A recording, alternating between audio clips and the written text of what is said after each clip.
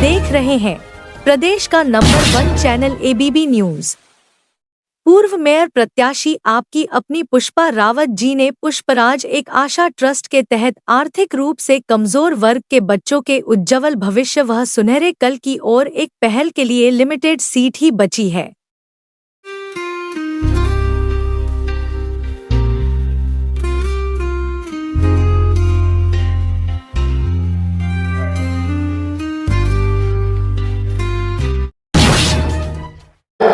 और हमारा मार्गदर्शन मैंने बड़ा ही अच्छा और देखिए, वैसे भगवान विष्णु के छठे अवतार भगवान परशुराम जी का जन्म अक्षय तृतीया को हुआ था। अक्षय तृतीया को हमारे पूरे भारतवर्ष में उनका जन्मोत्सव मनाया गया। गाजियाबाद के महानगर और जनपद इकाई ने लगभग 7-8 जगह हवन किया और भंडारे का आयोजन किया। ये हम जन्मोत्सव को पूरे एक माह मनाएंगे भी। तो जैसे आज इस क्षेत्र के लोगों ने इस जन्मोत्सव को मनाया गया। आज चिरौड़ी गांव में भी मनाया जा रहा है, आज दादरी में भी मनाया जा रहा है, आज काफ़ी जगह मोदी नगर में भी है। सब जगह ये हर संडे तक मतलब पूरा एक महीने बनाया जाएगा। हमारा उद्देश्य है कि भगवान परशुराम के प्रति जागृति पैदा करना, लोगों को ये भ्रम खत्म करना कि भगवान परशुराम केवल ब्राह्मणों के भगवान नहीं बल्कि भगवान तो सभी के होते हैं। तो मैं सभी लोगों को बहुत शुभकामनाएं देता हूँ, सभी पूरे अपने नगरवासियों को भगवान का कार्यक्रम में खासकर समाज के युवाओं को एकजुट रहने का संदेश दिया गया है। इस कार्यक्रम के मुख्य अतिथि हमारे मंत्री कैबिनेट मिनिस्टर सुनील शर्मा थे। उन्होंने कहा था कि युवाओं को इकट्ठा होना चाहिए और ज़्यादा से ज़्यादा आगे अग्रणी भूमिका निभानी होगी समाज के लिए। और हमारे जो विशिष्ट अतिथि रहे वो हमारे स्थानीय विधायक संजीव शर्मा रहे। उन्होंने कहा मुझे गर्व है कि मेरा जन्म ब्राह्मण समाज में हुआ, इस बात का मुझे गर्व है और मैं हमेशा ब्राह्मण समाज के साथ हूँ। हमारे पीताम्बर शर्मा जी ने अध्यक्षता की और उन्होंने आह्वान किया कि भाई आप सब लोग एक हो करके आगे इसको बताएं। हमारे साथ पंडित हरिओम शर्मा राष्ट्रीय महामंत्री भी शामिल हुए। महिला प्रकोष्ठ की राष्ट्रीय संयोजिका पंडित दिग्विजय दीक्षित जी ने भी संबोधन किया।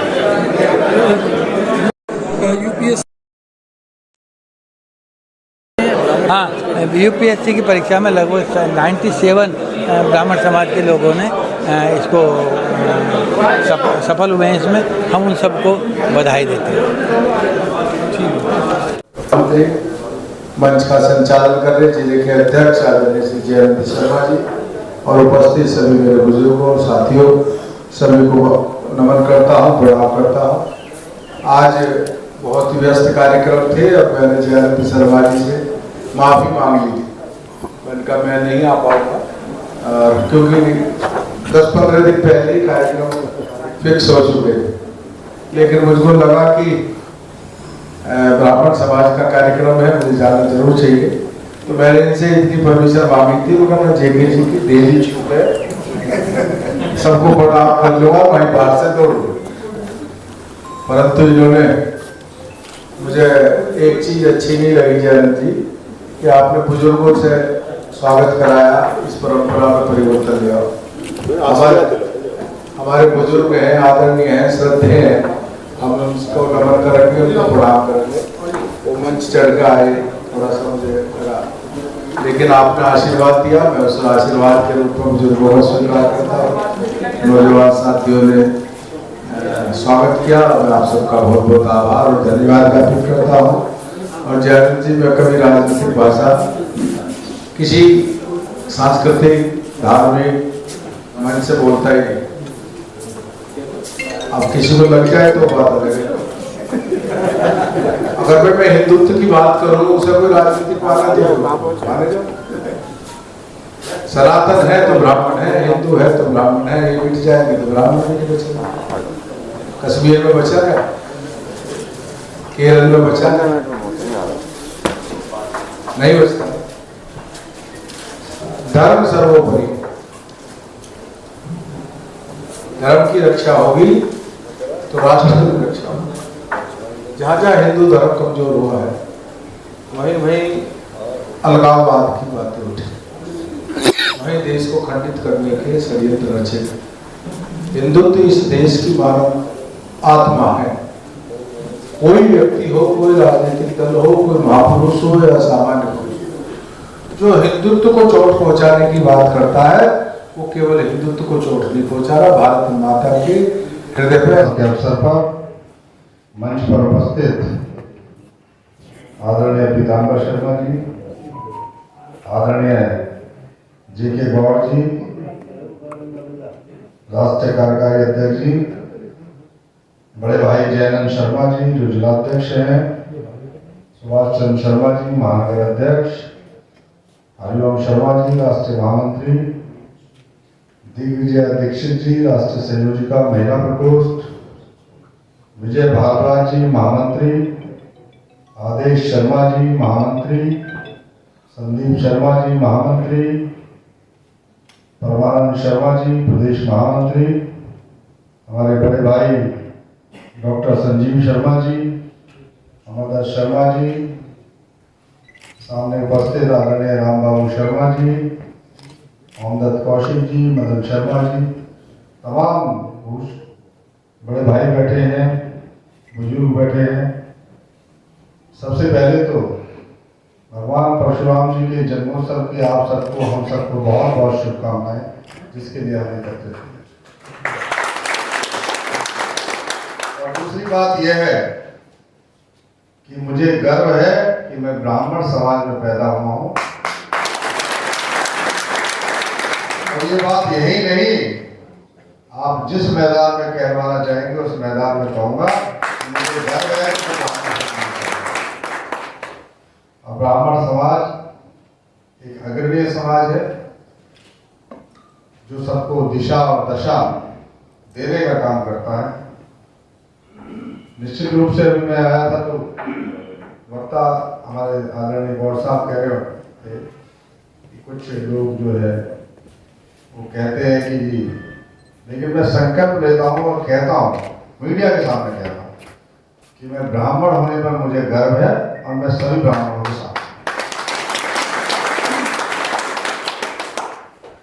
इसका मतलब ये नहीं कि हम किसी जाति के विरोधी हैं, लेकिन जिस जाति में हम पैदा हुए हैं उस जाति पर हमें गर्व होना चाहिए, उसके साथ हम सब लोगों को खड़ा होना चाहिए।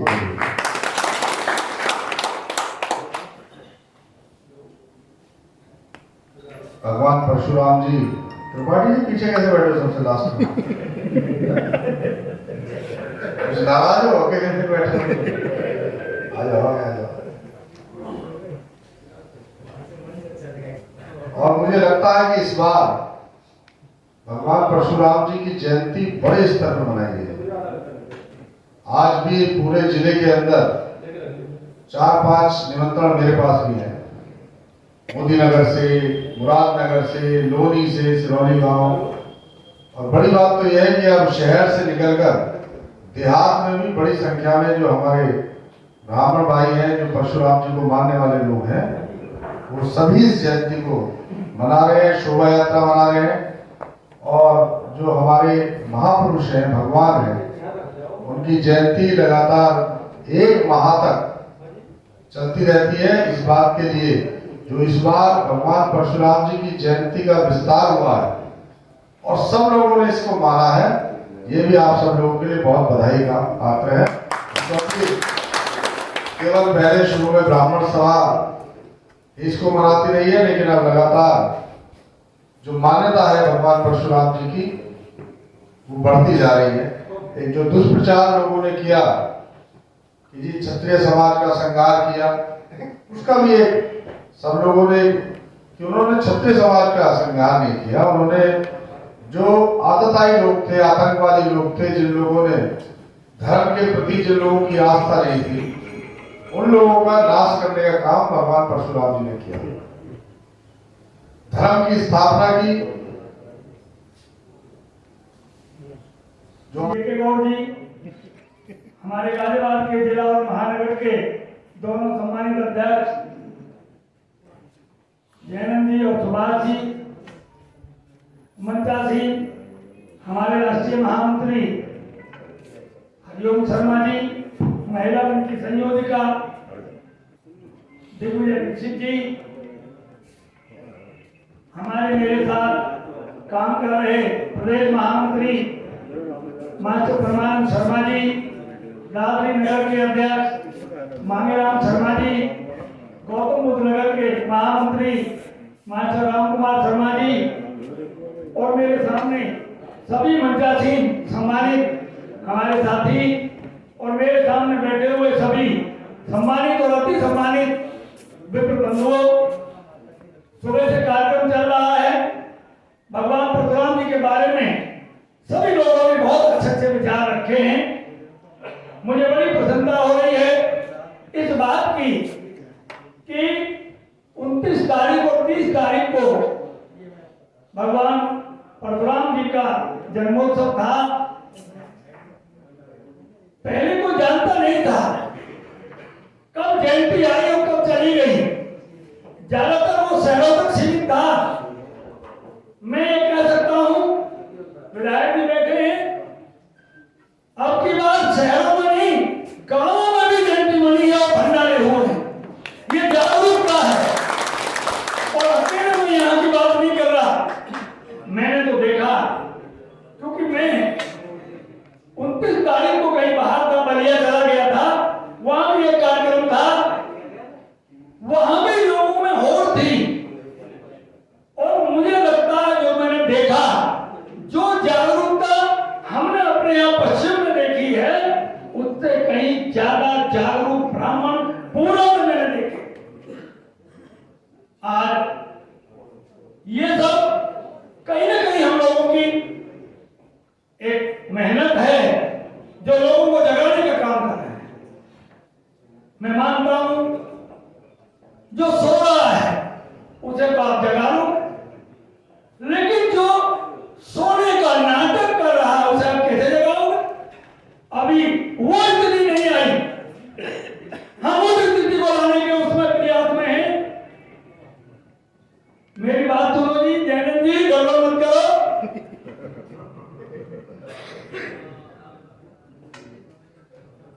मैंने खुद देखा, अभी एक बयान जारी हुआ, किसी एमपी ने, आगरे के कोई राज्यसभा मेंबर हैं, उन्होंने कोई बयान जारी किया तो कर्णी सेना ने जाके तोड़ फोड़ कर दी, हंगामा कर दिया और इतना जबरदस्त हंगामा पूरे प्रदेश में हुआ। मैं जानता हूं इसके अलावा वो तो हम नहीं कर पाएंगे, अभी उस स्थिति में हम नहीं हैं। अभी पिछले दिनों आपने सुना होगा, एक फिल्म प्रोड्यूसर अनुराग कश्यप ने ब्राह्मणों के बारे में टिप्पणी की, उस पर विरोध हुआ, लोगों ने ज्ञापन भी दिए, हमने भी कई जगह जुलूस निकाले और ज्ञापन दिए, पुतले भी फूके गए। इतनी जागरूकता सोशल मीडिया पर भी जबरदस्त हम लोगों ने काम किया, लेकिन अकेले सोशल मीडिया से काम चलने वाला नहीं है। हमें जमीन पर आके खड़ा होना पड़ेगा। मुझे प्रसन्नता हुई कि हमारे विधायक जी ने जो यहां बोला कि मैं पहले ब्राह्मण हूं, ब्राह्मणों के प्रति समर्पित हूं, मुझे प्रसन्नता हुई इससे। ऐसी भावना हमारे लोगों में अगर आ गई तो इस समाज को आगे बढ़ने से कोई रोक नहीं सकता। आप लोग हमको किस नजर से देखते हैं? आम लोग, गांव का आदमी भी ये कह देता है तो पंडितों ने नाश ले दिया इस देश का। ये भाषा बोली जाती है, ये क्यों बोली जाती है? हम इसका जवाब नहीं देते।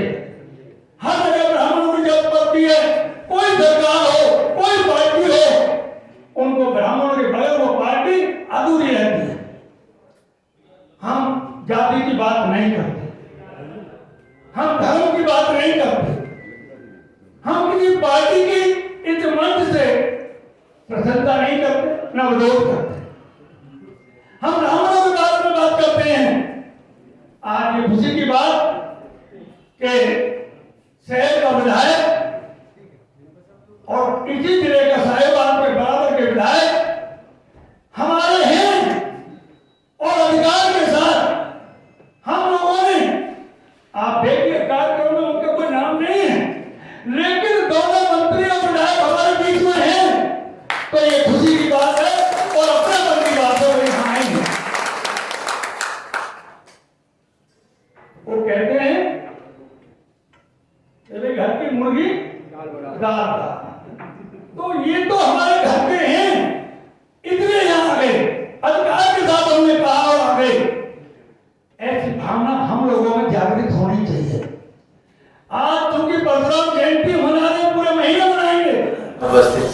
सम्मानित जनों को मेरा नमन है। आज प्रसन्नता की बात तो यह है कि हम भगवान परशुराम के विषय में बात करने जा रहे हैं, लेकिन कलयुग के कलुषता कहूँ या प्रभाव है कलयुग का, लोगों ने परशुराम को केवल ब्राह्मणों का भगवान बना दिया, ब्राह्मणों का देवता बना दिया। जबकि जो ब्राह्मण है वो स्वयं में अपने लिए नहीं है, वो सबके लिए है। जो भी भगवान बने ब्राह्मण ने बना। मुनि ने शिक्षा दी, भगवान कृष्ण को भगवान बना दी। विश्वामित्र ने, वशिष्ठ जी ने शिक्षा दी, भगवान राम को राम बना दिए, भगवान बनाए। एक क्षत्रिय थे, यादव थे, ब्राह्मण नहीं बनाए। तो ब्राह्मण जो है उसकी तो एक कर्मशैली है, उसका एक अपना लाभ इतना नहीं, समाज का लाभ, समाज के लिए जीता। और फिर जब भगवान परशुराम भगवान विष्णु के छठे अवतार माने गए हैं, तो भगवान कोई ऐसी पदवी नहीं है किसी वर्ग विशेष के लिए हो, किसी जाति विशेष के लिए हो, ऐसा नहीं है, सभी के लिए है। सिर्फ अंतर इतना है कि उन्होंने जो आतताई थे लोग, जो अनाचारी थे, जो कदाचारी थे, उनका विनाश किया। उनका विनाश किया तो लोगों ने समझा कि तो ब्राह्मण है विनाश करने वाला। और विनाश किसका हो रहा?